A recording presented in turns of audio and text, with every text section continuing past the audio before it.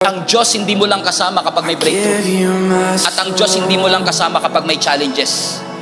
Kahit sa gitna ng mountaintop at valley low, nandun si Lord. Kasama mo ang Diyos pag na-promote ka.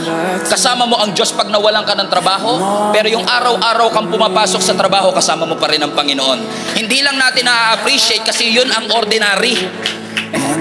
Marami sa atin nagsisimba para magpasalamat. Grabe ginawa ng Diyos. At marami rin nagsisimba para may matinding gawin ang Diyos.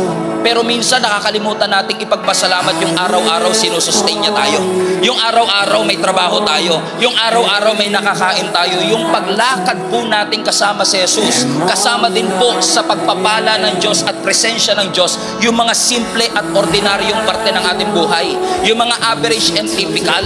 Yung simpleng pagsikat ng araw kasama mo ang Panginoon. Yung simpleng paghinga mo every second kasama mo ang ating Panginoon.